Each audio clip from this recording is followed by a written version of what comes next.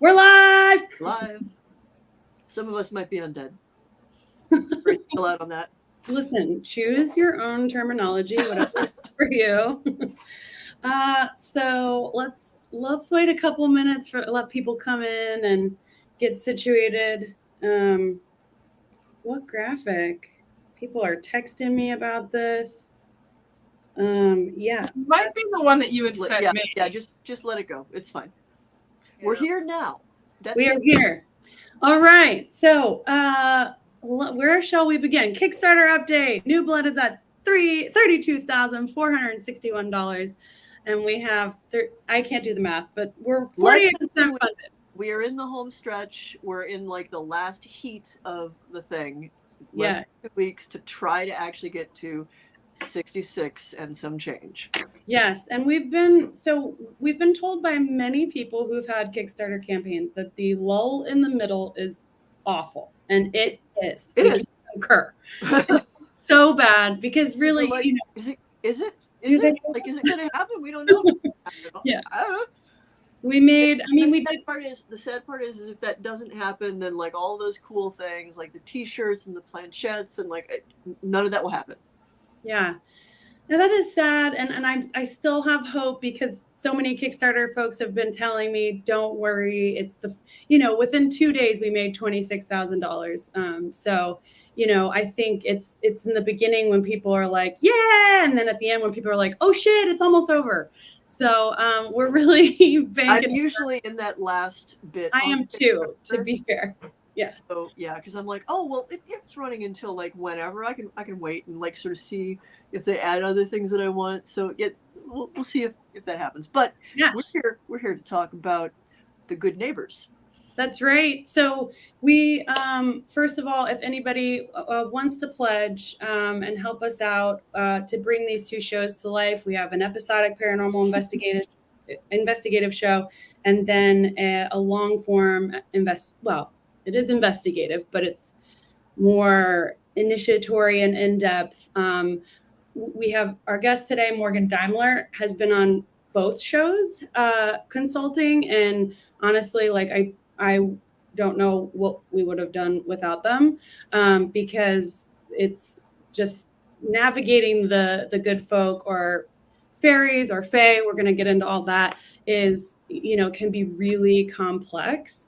And very rule focused. Like there are a lot of rules that you have to follow when it comes to the fae. And so Morgan is always on standby when we're doing a fairy situation. Yes. Well, and the term gets tossed around kind of willy-nilly. And there's a lot of misconceptions. And like having a very reliable resource. But I think we should like let Morgan speak for themselves and do like a little intro because Morgan, tell people what they want to know. We're like, I think it's fairies, and I'm like, well, I know whose books you should read. Like, go read these books. Always.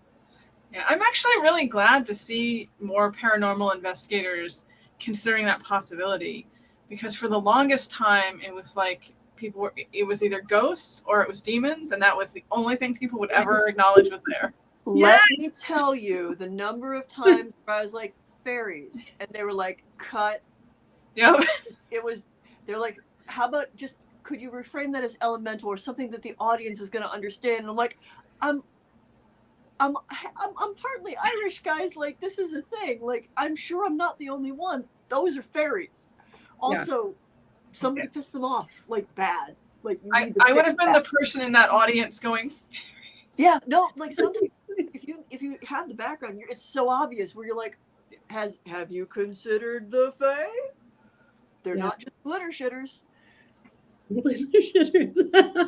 But Morgan, yes, tell us who you is, because we're gonna get all into it, and I know there's a lot of people who've been joining the live streams who have been like, I don't even know if I believe in vampires, which is all right. That's okay. Cool. You don't have to. But I think it's really, we've had a lot of people after these streams be like, oh, okay. And I think that'll be the same in relation to the good folk or fairies for this episode or for this live. Yeah, and I think a lot of people, where the confusion comes in is they hear fairies and they immediately picture like little tiny winged children who spread glitter and happy rainbows, and that is not what we're talking about.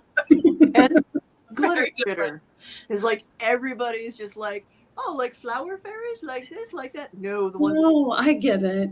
Yes. Yep, definitely not. Yeah, so quick intro before I completely forget. Hi, my name is Morgan Daimler. I've been studying the good folk and folklore for 25 something years now. I think I did my first public discussion of the good folk in 2000. So it's been a minute since I've been doing this. My primary focus is Irish, but also anything kind of Western European, more generally. And I write books. So there you go. Yes, a lot of books. And if for those, I've actually had folks ask me about fairies specifically, and they're like, this thing is happening, and I'll say, that sounds like a fairy. And they'll be like, wait, what? Is that a real thing? And then so many people are like, oh, well, those things, it's like they're diminished. Like, it's like, oh, well, that's a silly derisive thing. I'm like, no. They're like, oh, okay. No. But then after I send them to your book or to your many, many books, and they inevitably fall down the rabbit hole of one of them, and they're just like, and then they call me or text me and they're like, holy shit, Fen, like I had no idea. And I'm like, yeah, it's mind blowing. It really is. And it's definitely a rabbit hole. Once you start getting into it, what I usually tell people is the more I learn about this, the less I know.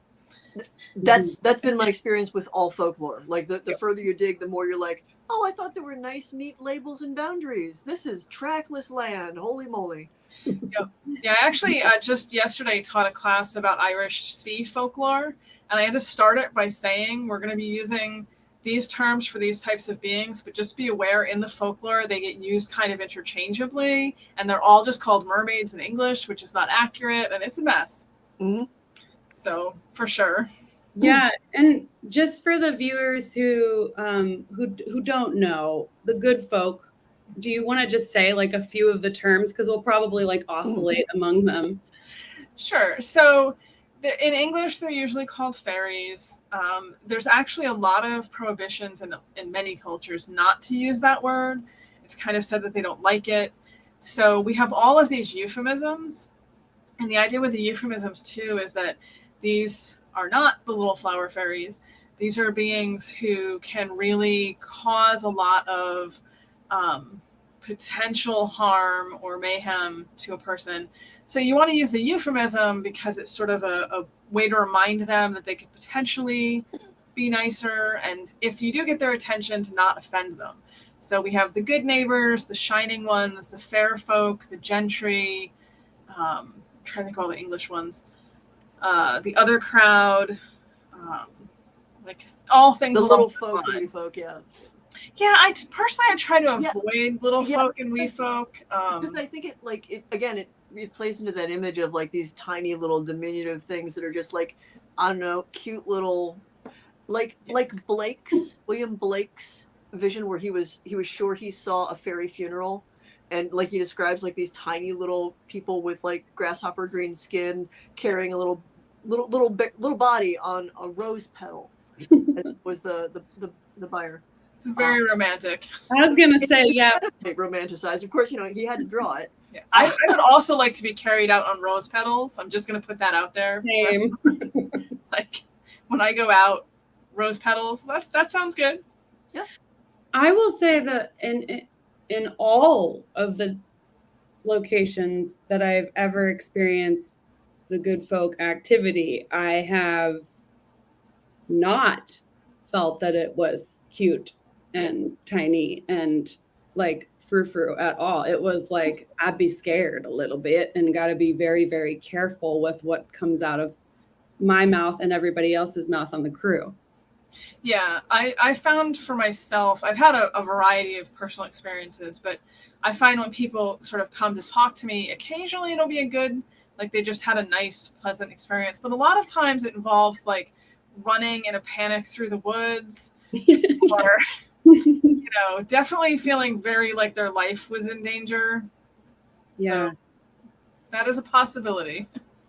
So questions are going to pop up, Morgan, and just answer them whenever you can get to them if you wish to.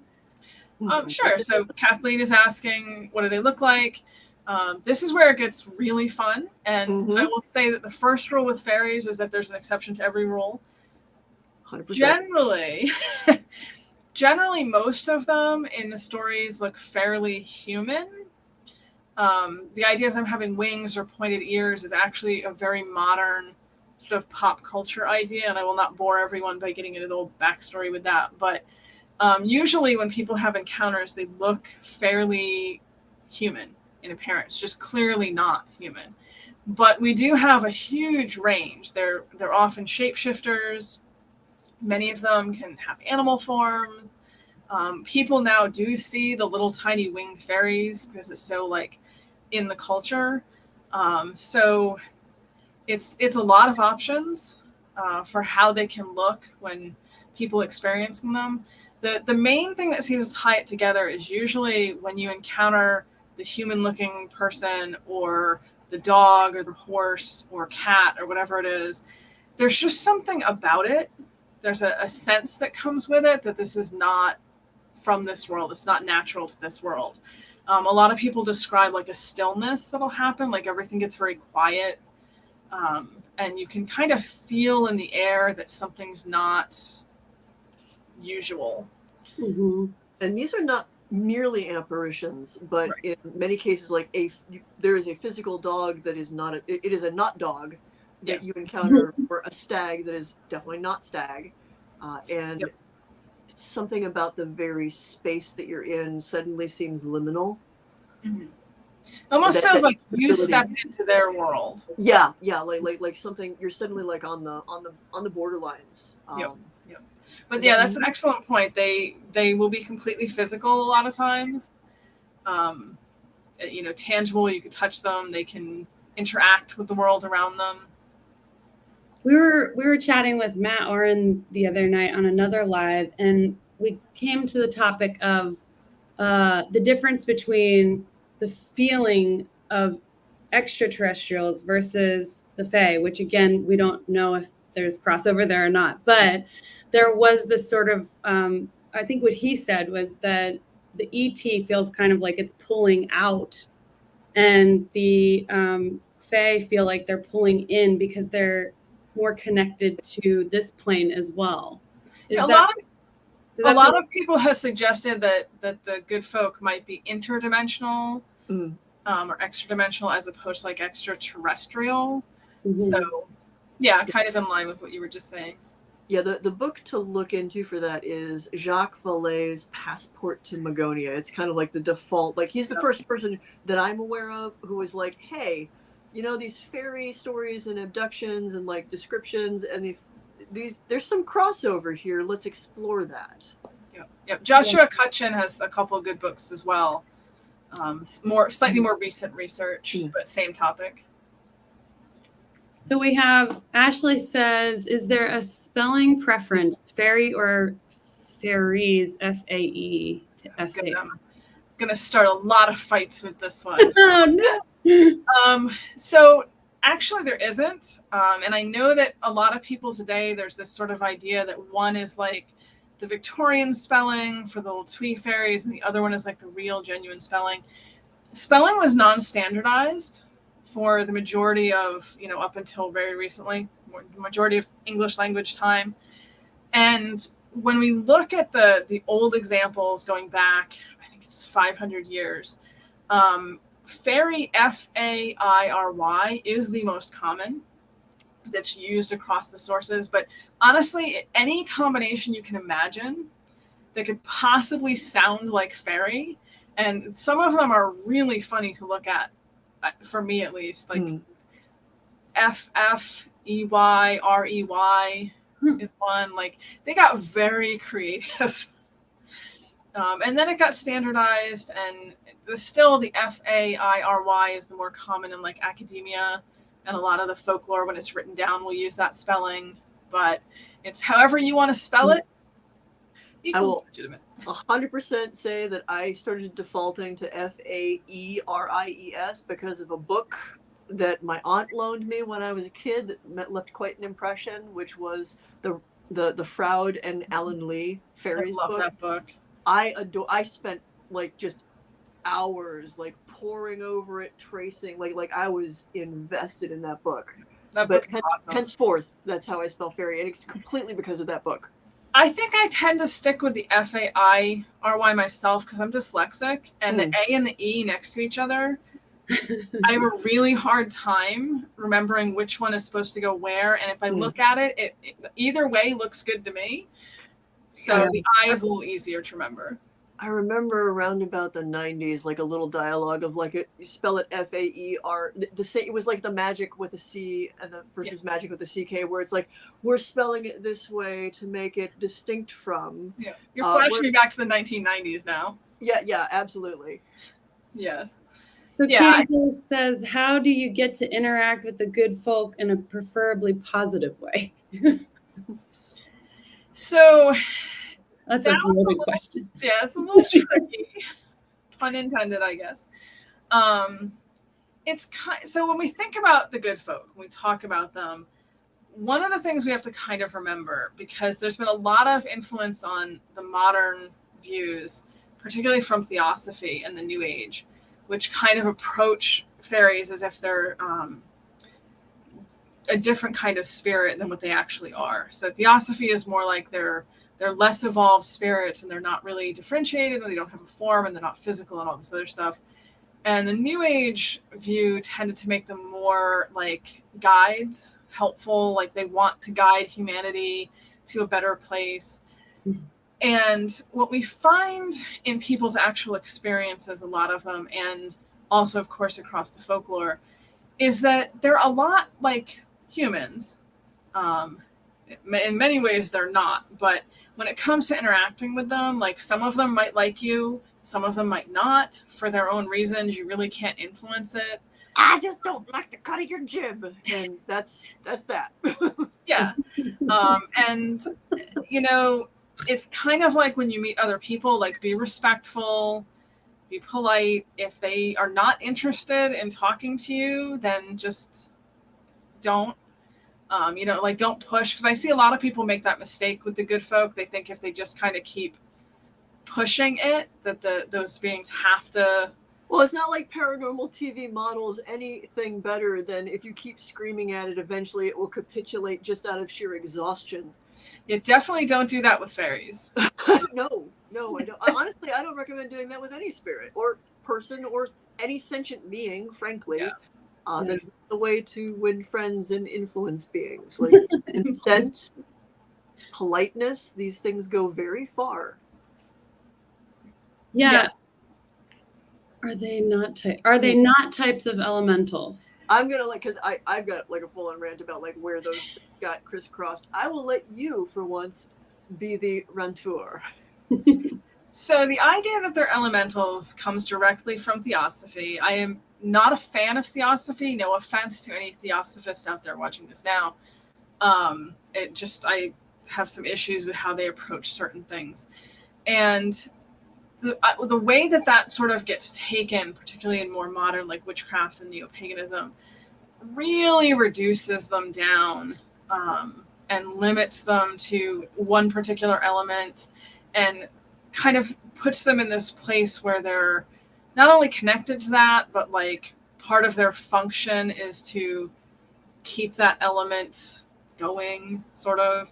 And that's just not what we actually find with fairies. They're very liminal. They're not limited to like earth or air or fire or water. They can do whatever they want, and most of them will.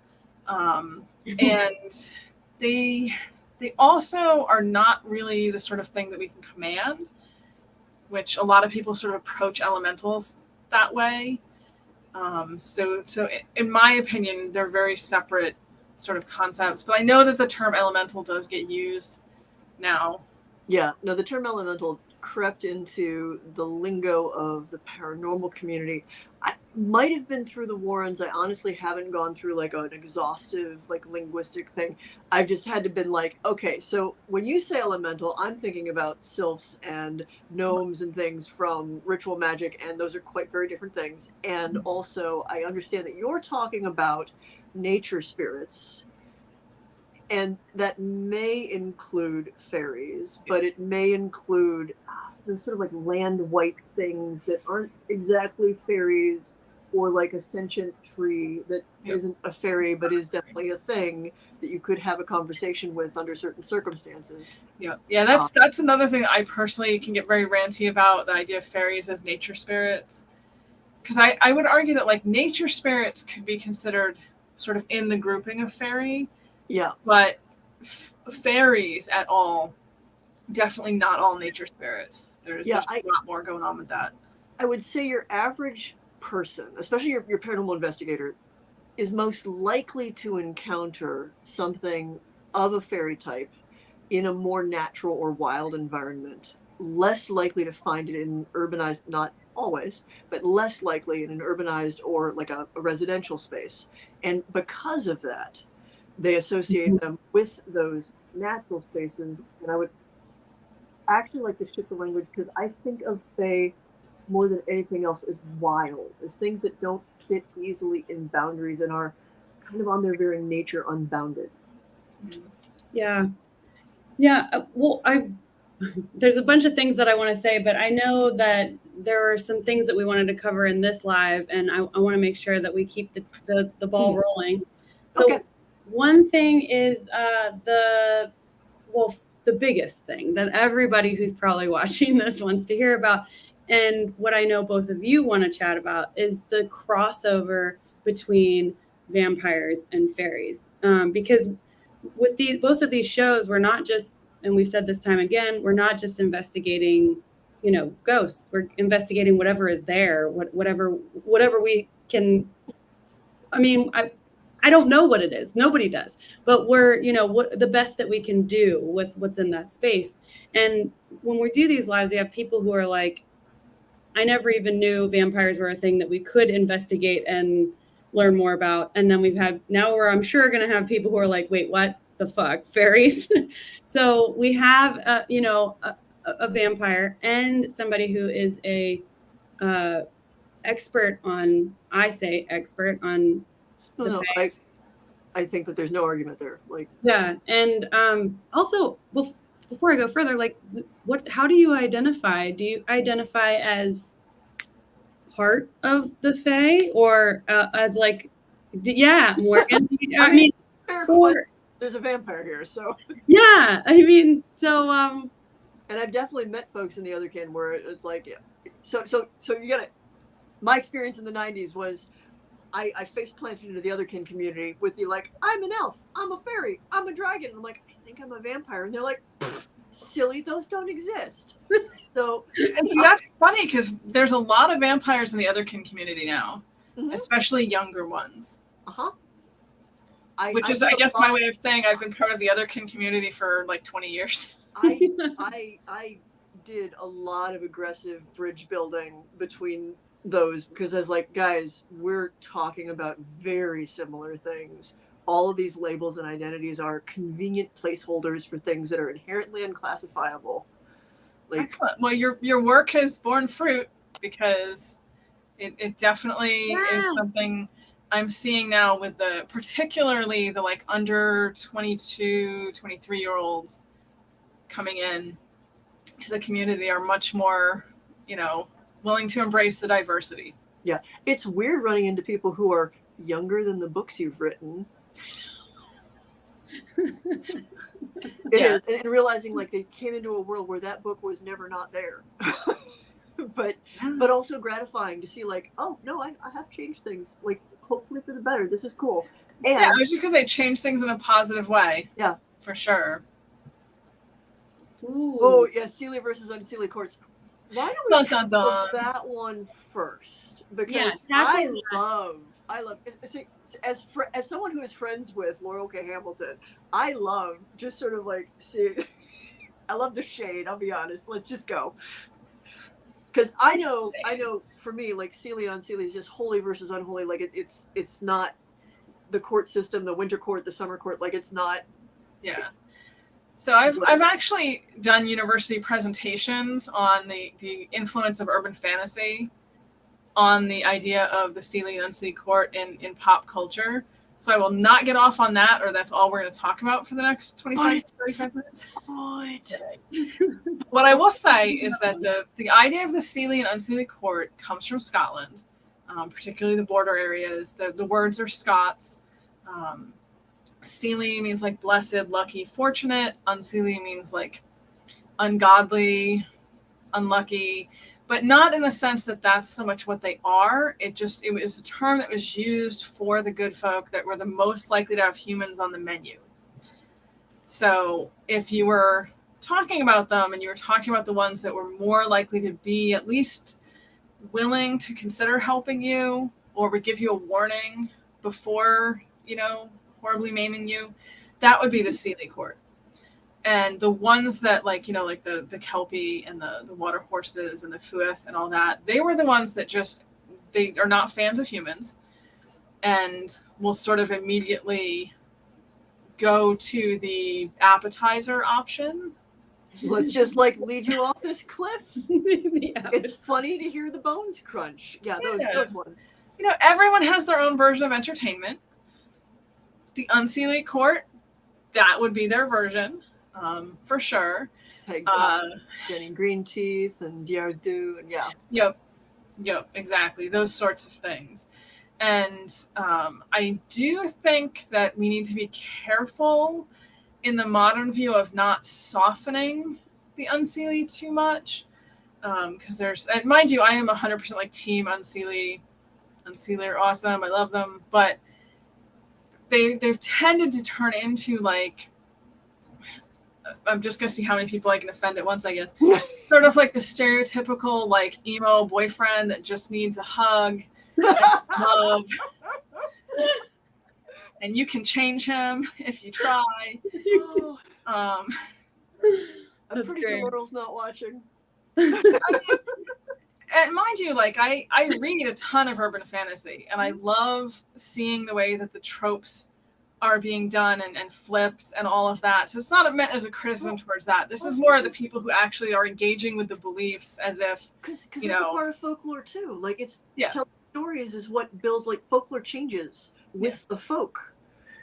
So another 50, 100, 200 years, that's going to be part of it. So are sparkling vampires, and I hate that a little bit. But yeah, everything gets mulched. Yeah, into folklore eventually, for sure. I think I prefer my Unseelie to still be, sharp of tooth and claw, so to speak. It dovetails neatly into, because it's usually the Unseelie ones that not only have a taste for human suffering, but may literally have a taste for human flesh, human blood, human life force. And that's where we get into this cross of these vampiric things. Growing up, there were with the Encyclopedia of Vampires and Vampirism across the world. And pretty much the defining characteristic that the encyclopedia writers would do was, does it feed off of people somehow? We're just going to call it a vampire and put it in our encyclopedia because we need a big fat encyclopedia. So you would end up with the Penanggalan and Chupacabra, who's a goat sucker, but sure, that's a vampire because it sucks something. And a lot of the fairy things are the same way. The Leon and Shay was the one that stuck out with me, the fairy girlfriend. And again, that's totally from the Frouden Lee book. Yeah, the Leon and Shay, in Irish at least, we owe entirely to W.B. Yeats. He really invented it as we know it today. The word just means fairy lover. The older examples we find in folklore are literally just, it's a fairy who has a human lover. Not vampiric, not dangerous. They're just sort of, they have a thing for humans, apparently.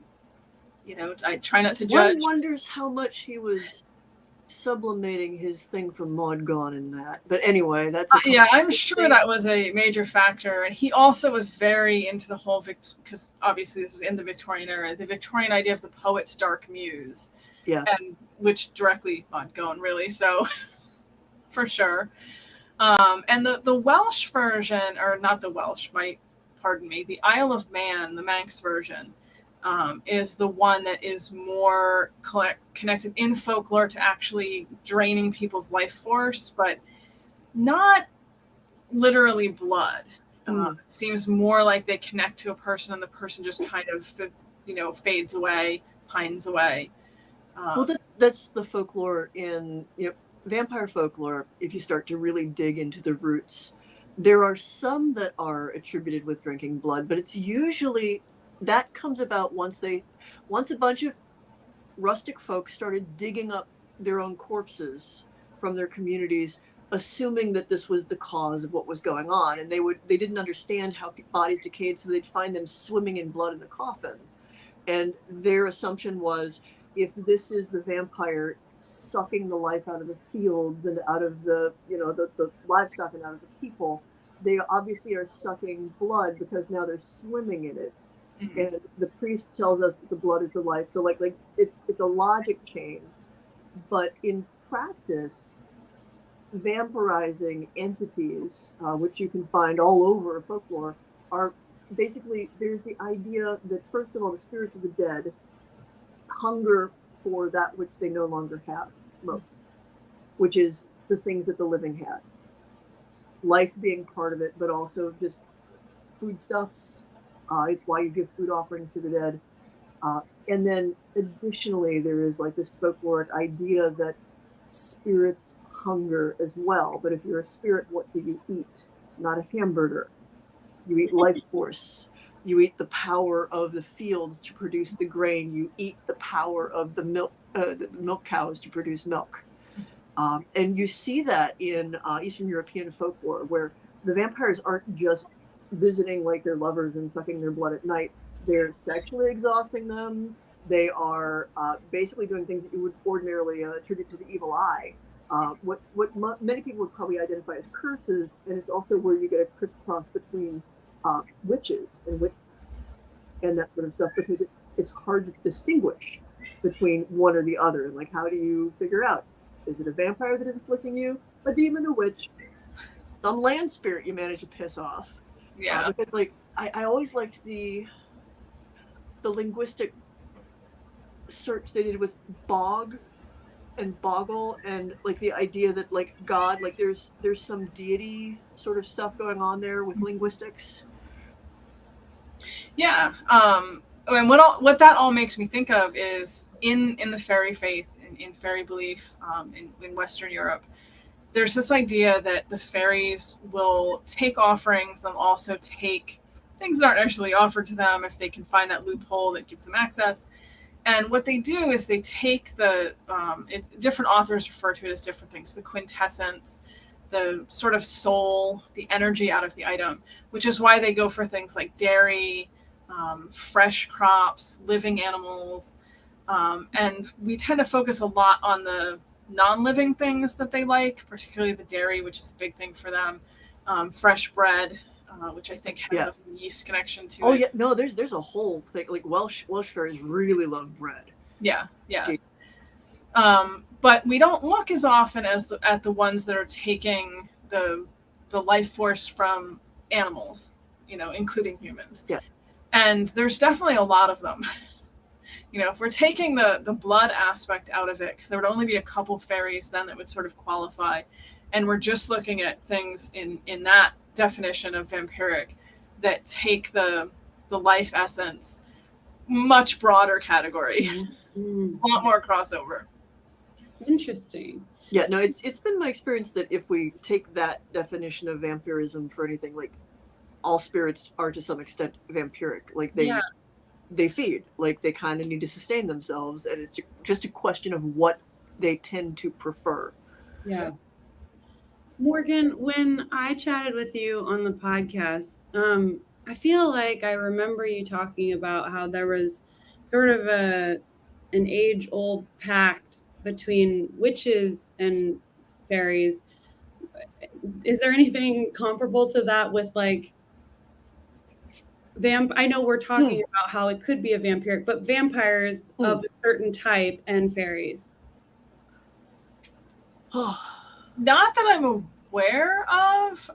There's a very old belief in Ireland, going way, way back, that all humans are sort of part of this agreement with the good folk, that we owe them a percentage of our harvest, of our milk and our crops, sort of in exchange for them allowing us to have those things to begin with. I like to joke that it's almost like paying off the mob for protection. Yeah. Like, Almost, actually, kind of a lot. I was gonna say, yeah. yeah, A lot.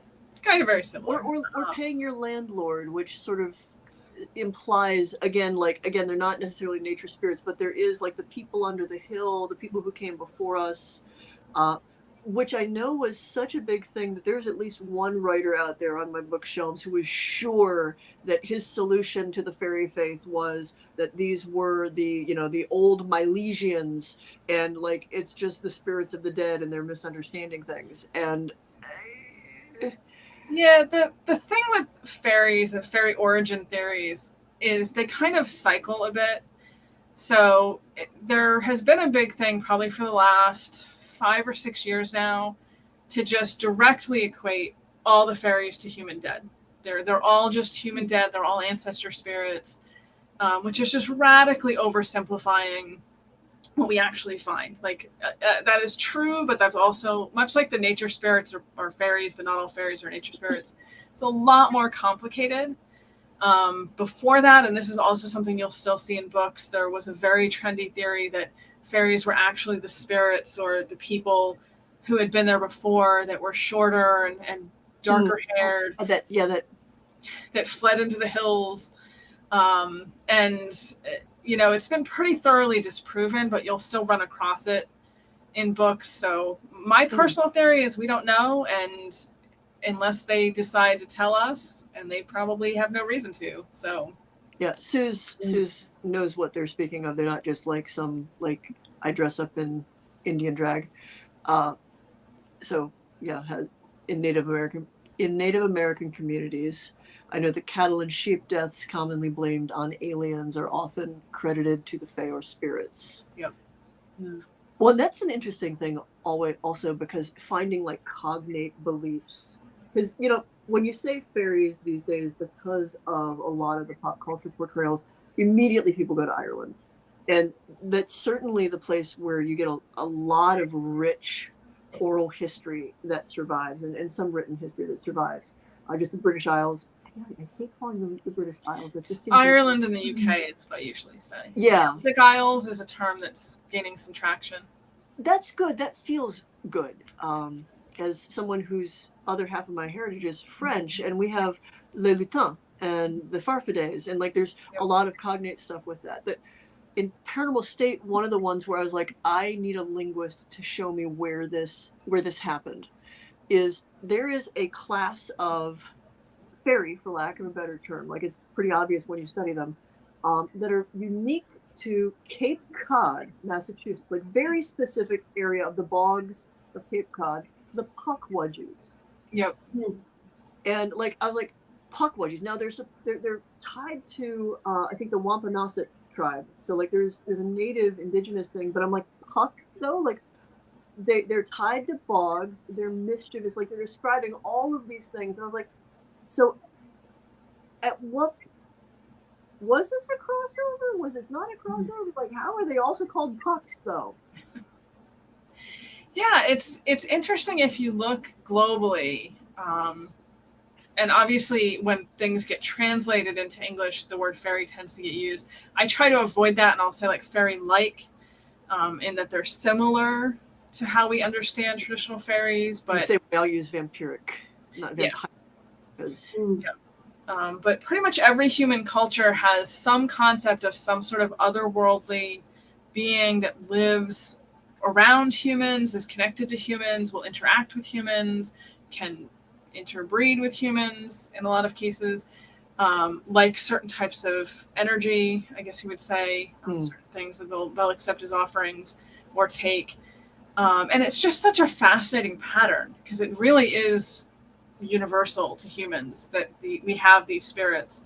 We call them different things, and they manifest differently, in different places. But there's something wrong with that. Yeah, Ali Alomi, who teaches at State College, is the jinn. He's the jinn guy, and also the Islamic astrology guy. But like his stuff on jinn, the more they talk, the more he talks about jinn, the more I'm like, this ticks so many boxes for basically one, fairies in a lot of like, you know, Christianized Western European stuff, and also like poltergeist, like it's sort of like all of it's lumped under jinn. And my favorite thing is like how many cats are secretly jinn, which then starts to also get into like some of the Japanese lore, like the fox spirits. Because reading, uh, is it Suling Pu? What Memories from a Chinese Studio, I think, is sometimes the translated title. It's a collection that was written around the same time Dom Augustin Calmet was doing all of his like coalescing of folklore, Christian washing a lot of it, but it is a collection of all of the stories in Chinese lore, and like the fox stories especially, just every single one of them. I'm like, I realize that these are literally physical foxes.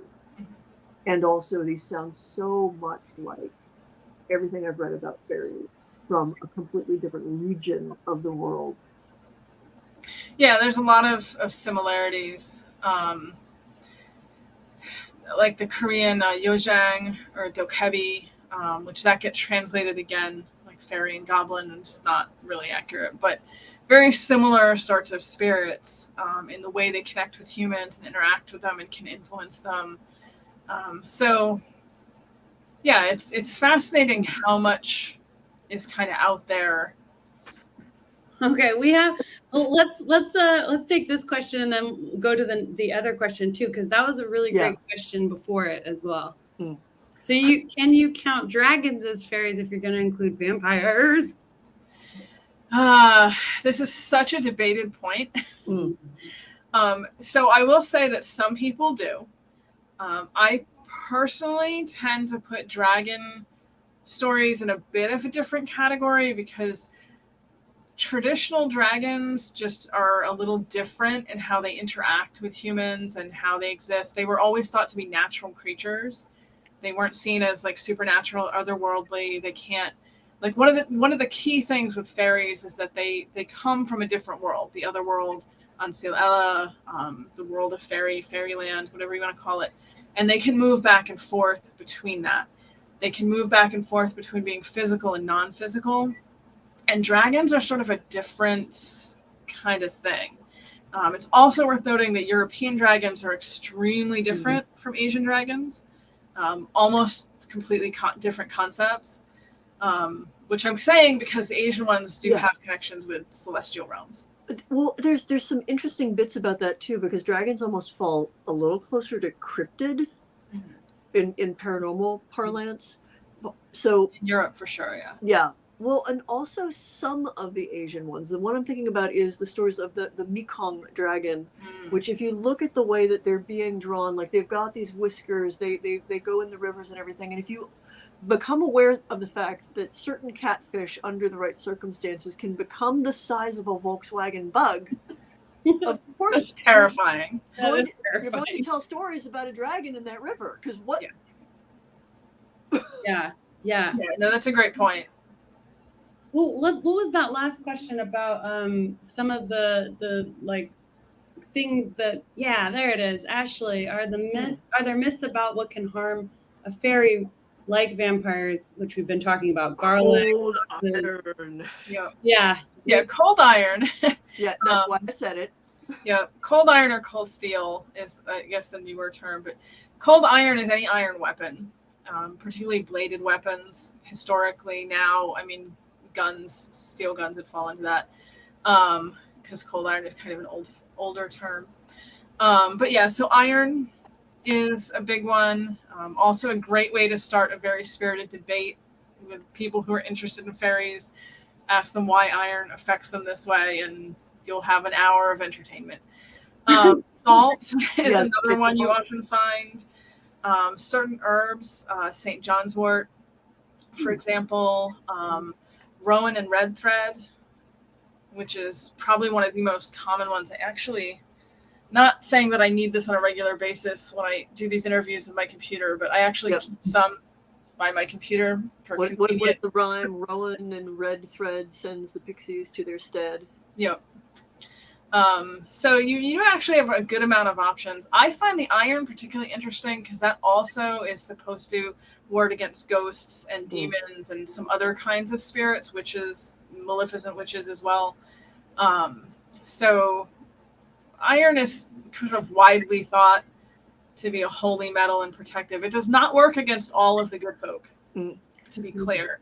Nothing works against all of them equally. Yeah, in some of the more Christianized traditions, you're going to hear holy water or saying the Lord's Prayer. I know from a more practical standpoint, like my family growing up, there was fairy faith, somewhat debated between my grandmother and her sister. It's a long story, but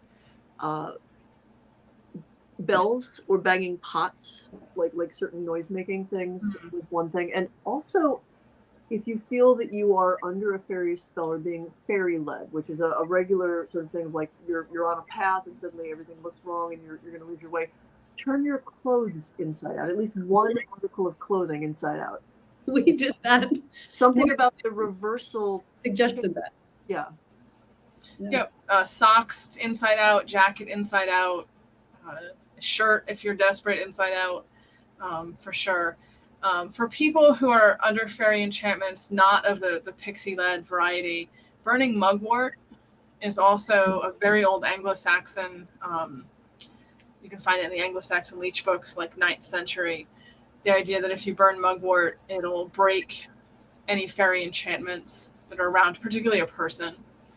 Yeah, let me tell you, the reason, like the number of people in like little baby witches in the Society for Creative Anachronism in the early 90s who were trying to get their hands on mugwort for exactly that reason was significant. Yep. I wanted to ask about the term. They also were trying to get woad to get high by painting their faces, but that's a whole thing. The term, and this came up sort of in filming for the one show, I'll just say one of the shows. And it was this idea of like a term of a fairy vampire. Is that what can anybody unpack that? I don't even know like where you would begin. I mean, I know within the vampire community, there is definitely a subset of folks who identify as fae of some sort. And there's certainly traditions where people like where they actually intermarry with people the same way that jinn do, so that they're like biblically the Queen of Sheba. Like there's a whole side bit of folklore that she was the partly jinn born, that she wasn't entirely human. There's actually a lot of royalty in Europe that like trace back to like the fairy Melisande or the Quinatar or something non-human as a way to claim being better than, or at least different from, the common rabble. So, a lot of Irish families in general also have otherworldly backstories. Yes, I know. The only part that annoyed me was finding that my French family also had one. One side it's fairies, one side it's angels. So, like, I guess I'm supposed to have wings either way, depending on which folklore you want to go with. Yeah. Yeah. Taylor says, Taylor's our second camera operator. Hi, Taylor. It was interesting prepping for filming and hearing Morgan talk about what to do and what not to do, and that we specifically didn't want to bring some items so we could get closer to the good folk. Yeah, I can't wait for the viewers to see that episode, because that's definitely a place where if you're trying to contact them, there's definitely certain things you don't want to have on you. And certain things like the iron, people don't realize how much iron and steel is in everything and around you. So you do have to give that some extra thought. Yeah, I found minimizing your technology, which of course makes it very difficult to document kind of method, but that's to some extent been my experience with a lot of spirits, and is a pet theory for why with paranormal shows you're most likely to get human spirits being active, because they're at least somewhat conversant with our industrial technological ways and less off-put by it. A lot of the things that don't parse as human that I work with prefer even like the lights to be off. Like they just want nothing to do with all of this like unnatural stuff that we've created around ourselves, like a crystallized carapace.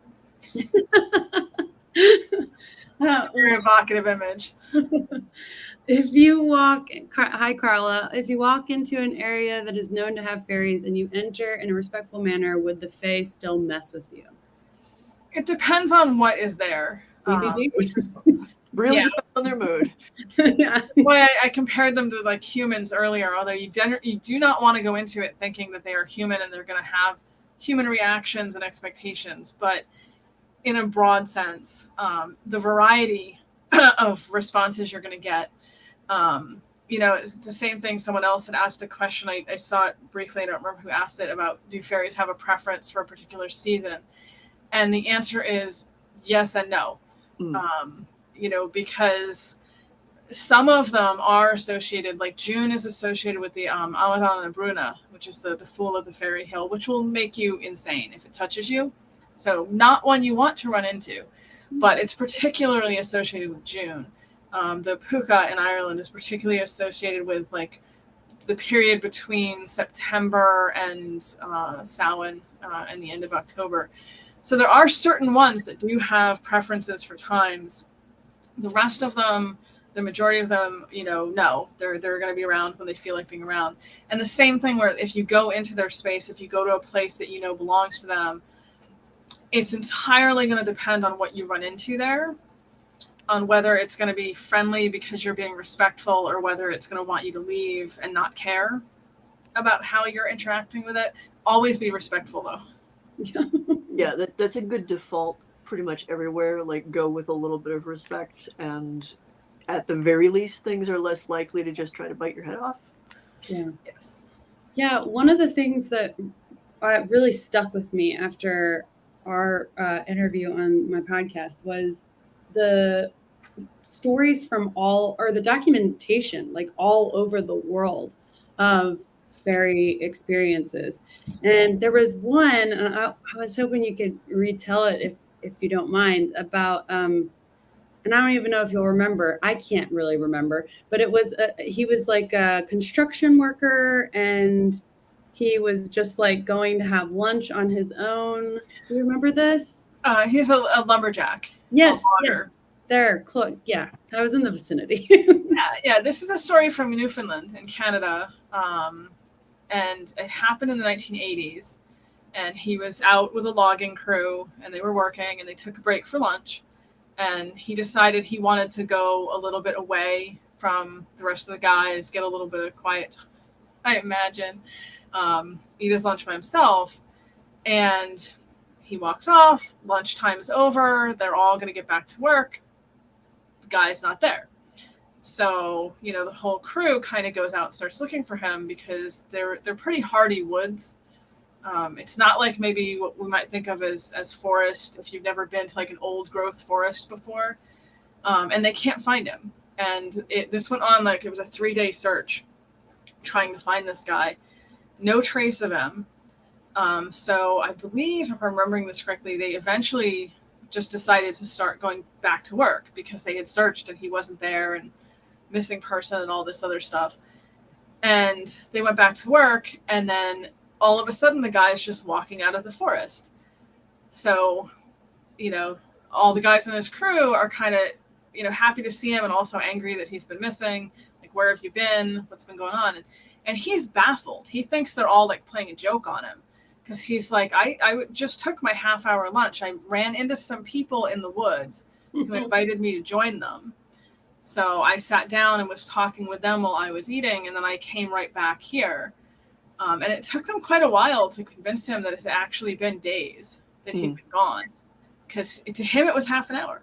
Yeah, that time slip is a very common thing in a lot of the fairy encounter stories, which is just fascinating to me, like utterly fascinating. Absolutely. Yeah, definitely one of the alien crossovers, UFO abduction crossovers.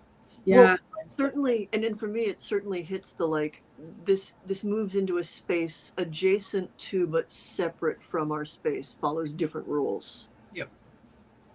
I'll read this one. Do you think the Fae had something to do with the mysterious death of Netefanario? They sure get blamed for a lot in her case. Is that the one in New Jersey? I'm actually not familiar. I can Google it, but I'm not familiar. If anybody's familiar with this case, let me know. I am not, unless it was the one that we talked about. Morgan, are you? I mean, honestly, I'm not. Hey, Joe, give us some backup. Yeah, give me a second. I do try to keep up with things because I'm one of those people who thinks the missing 411 cases kind of blend over into modern fairy folklore. Yeah. Mm-hmm. So usually I try to pay attention to stuff like that, but I honestly am not familiar with it. Let's see. Mysterious death of Netefanario, 1929, small Scottish island of Iona. Actually, this one's flown right off of my radar, and I don't feel comfortable like making a conjecture on something that I've learned about. I want to learn more about it, but yeah, I'll look into it too because I had expected it was modern, so I'm really surprised it was the 1920s. Yeah, like there was something a true crime podcast had asked me about was something that happened in New Jersey, and I was like, no, I'm pretty sure that was more satanic panics. I don't know. Oh, like how did fairies get people to stray away? I actually have a story. I was part of this that happened. So one of the folks who was a key member of House Keperu in the 90s and 2000, like late 90s, early 2000s, we were having a get together at a local park out here. And if you've ever been to this part of Ohio, I assure you that many of the places that are wooded are still Fae haunted. Like there's a lot of stuff in several key areas. This park is one. I've had a lot of experiences and done work there myself, but generally they don't get like this. But this friend liked to kind of push boundaries. Like he was just like, haha, fairies, whatever. We were not there for the fairies. We were there to have a picnic in the evening with a bunch of other goth friends who showed up. So it's, you know, a bunch of goths in the sort of woods, but it's, you know, there's a lake nearby, and our buddy just sees some lights in the trees, and he's like, those don't quite look like fireflies, like they were the wrong colors. And he started to hear music. This is all his report after the fact, and he's not the sort to make this crap up.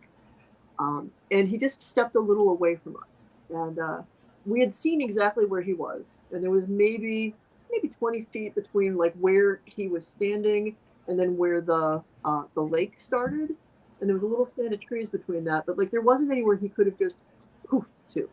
But to everybody else's stuff, like as the day switched into dusk and the light changed, he was just gone. And we started yelling for him because it was time to pack up and leave because, you know, night in the park. And we could occasionally like almost hear him, but it sounded like he was coming from a huge distance away. At which point I was like, I should probably do a thing. And so I took my jacket off, I turned it inside out. A couple of my friends were looking at me like I was completely bonkers. And I was like, just call for him one more time. And he walks out of what just, it was so weird because it looked like he just sort of like walked out of like there was mist suddenly there. Like he was just stepping through something that was and wasn't there at the same time. Then he was and he wasn't.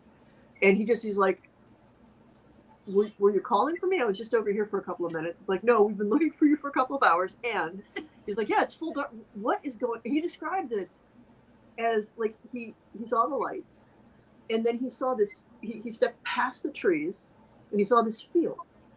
And like the field was like way wider and more open than he thought should have been there. But he was just incredibly drawn to it. Like he wanted to see like, what was this place? There was a feel to it.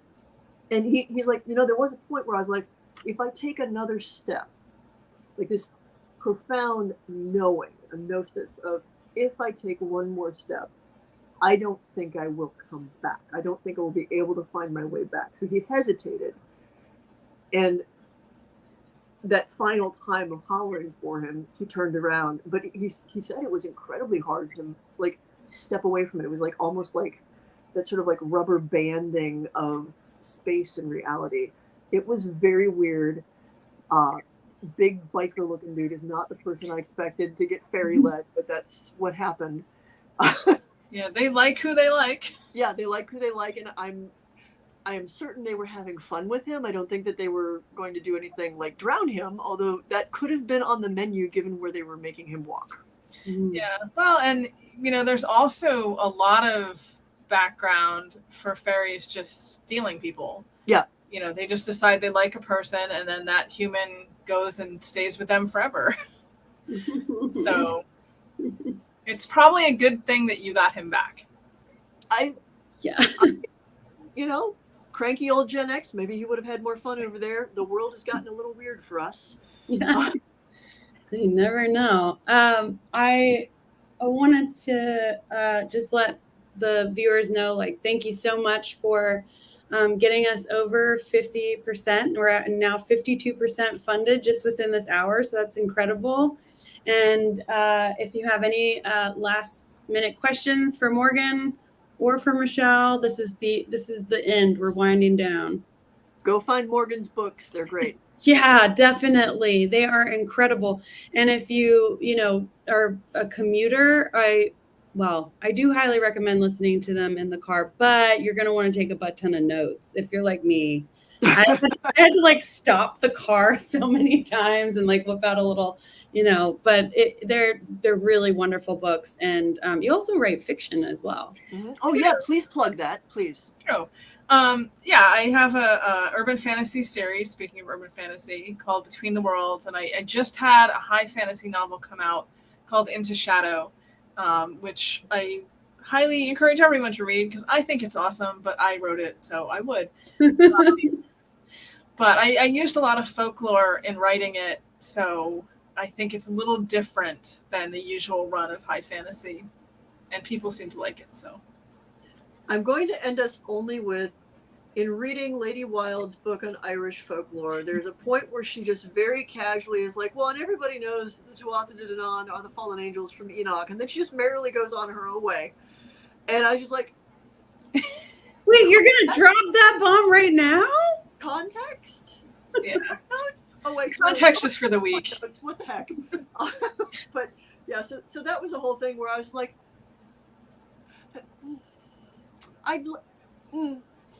Okay, fine. Put a pin in it. Yeah. I learned a lot. We could keep talking for another 3 hours and not get to everything. Oh no, that's the thing. Like especially when you're talking about things that are folklore, anything that touches on folklore, that well is deep and dark and will always take you places you did not expect. And I'd say that the only thing to kind of hold in your thoughts as you're exploring any of it is we live in a culture that our culture tells us that reality is inherently reducible to its constituent parts, which once we can label them clearly, we will understand them completely. Yeah. And one, that's not how reality works. Two, that's absolutely not how folklore works, nor how anybody looked at the world before a certain point in time, a very tiny point in time. So if you are going in assuming that you know what a fairy is and you start reading and then you realize that none of that applies, that's why learning more about fairies and vampires and werewolves and Therians and other kin and angels and demons and all of it is really important with this and these shows, because none of it's what you think. Mm-hmm. Yeah. And what I like to tell people when this subject comes up is that everything you run across talking about fairies, every experience you hear people describe, no matter how contradictory, are all true. Mm-hmm. And you sort of have to accept with this subject that there are no clear answers and that a lot of times the answers are going to be contradictions. Yeah. Yeah. That's just what you're getting yourself into. Yeah. To me, their most inherent quality is the mutability.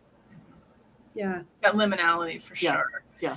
Yeah. And I also like to remind people, if you're interested in fairies, that you have to accept that humans are not the top of the food chain. Nope. Yeah. And sort of proceed from there. Yeah.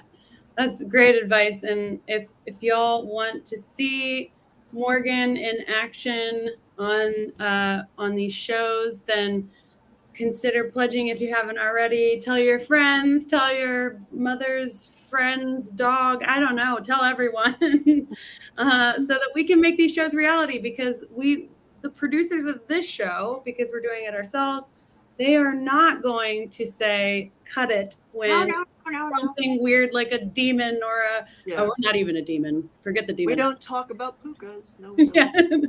We don't talk about I don't want to like actually like do the Disney can be real funny about. Morgan, you have kids, you know that song. Yes. Anyway, yes, help us make these shows reality. And yeah, we're not going to cut when there's fairies and all the other beings that sort of crop up. And we're not going to assume that the audience is dumb and that they can only handle ghosts. So yeah, help it happen. And thank you, Morgan, for doing this. This was a lot of fun, and I am really hoping that the Kickstarter is successful, because they sound like awesome projects. Thank you. Here's hoping. Also, this was the first time we got to sort of like virtually meet, and it was very nice. So lovely conversation. This was amazing to watch you two talk. This is so cool. Yeah, I really, like I said, we could talk for hours. Two Yeah. neurodivergent people who hyper focus on topics. Yes. Amazing. All right. Goodbye, people. We love you. Fare thee well, fare thee well.